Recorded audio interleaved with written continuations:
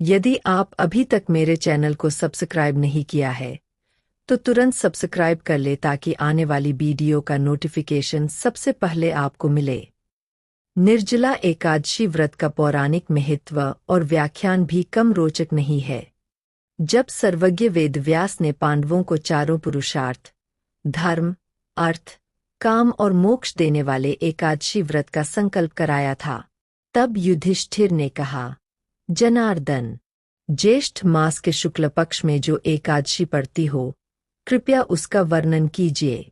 भगवान श्री कृष्ण ने कहा, हे राजन, इसका वर्णन परम धर्मात्मा सत्यवती नंदन व्यास जी करेंगे, क्योंकि ये संपूर्ण शास्त्रों के तत्वज्ञ और वेदांगों के पारंगत विद्वान हैं। तब वेदव्यास जी कहने लगे, कृष्ण पक्ष और शुक्ल पक्ष दोनों पक्षों की एकादशी में अन्न खाना वर्जित है। द्वादशी के दिन स्नान करके पवित्र हो और फूलों से भगवान केशव की पूजा करे। फिर नित्य कर्म समाप्त होने के पश्चात पहले ब्राह्मणों को भोजन देकर अंत में स्वयं भोजन करे। यह सुनकर भीमसेन बोले, परम बुद्धिमान पितामह, मेरी उत्तम बात सुनिए। राजा युधिष्ठिर, माता कुंती, द्रौपदी, अर्जुन, नकुल और सहदेव ये एकादशी को कभी भोजन नहीं करते तथा मुझसे भी हमेशा यही कहते हैं कि भीमसेन एकादशी को तुम भी न खाया करो, परंतु उन लोगों से यही कहता हूं कि मुझसे भूख नहीं सही जाएगी। भीमसेन की बात सुनकर व्यास जी ने कहा, यदि तुम नरक को दूषित समझते हो और तुम्हें स्वर्गलोक की प्राप्ति अभीष्ट है और तो दोनों पक्षों की एकादशियों के दिन भोजन नहीं करना चाहिए।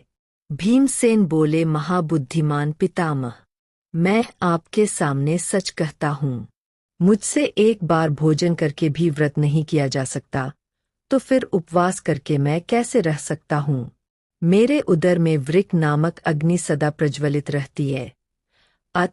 जब मैं बहुत अधिक खाता हूँ तभी यह शांत होती है। इसलिए महामुनि, मैं पूरे वर्ष भर में केवल एक ही उपवास कर सकता हूँ, जिससे स्वर्ग की प्राप्ति सुलभ हो तथा जिसके करने से मैं कल्याण का भागी हो सकूं।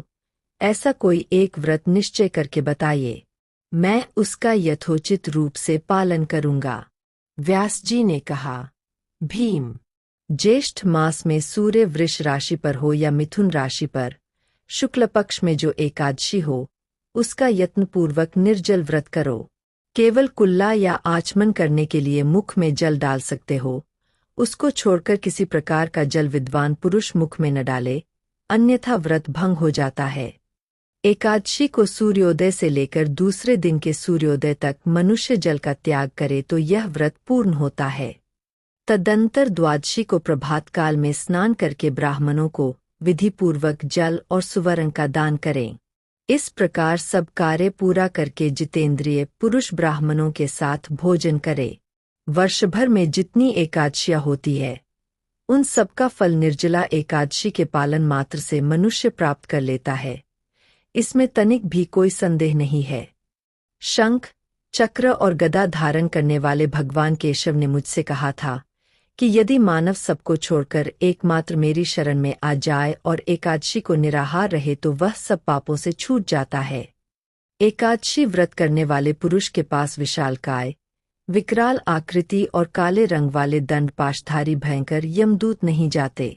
अंतकाल में पीतांबरधारी, सौम्य स्वभाव वाले, हाथ में सुदर्शन धारण करने वाले और मन के समान वेगशाली विष्णुदूत आखिर इस वैष्णव पुरुष को भगवान विष्णु के धाम में ले जाते हैं।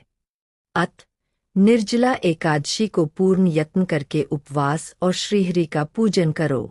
स्त्री हो या पुरुष, यदि उसने मेरु पर्वत के बराबर भी महान पाप किया हो तो वह सब इस एकादशी व्रत के प्रभाव से भस्म हो जाता है। जो मनुष्य उस दिन जल के नियम का पालन करता है, वह पुण्य का भागी होता है। उसे एक एक प्रहर में कोटि कोटि स्वर्ण मुद्रा दान करने का फल प्राप्त होता सुना गया है। मनुष्य निर्जला एकादशी के दिन स्नान, दान, जप, होम आदि जो कुछ भी करता है, वह सब अक्षय होता है। यह भगवान श्री कृष्ण का कथन है।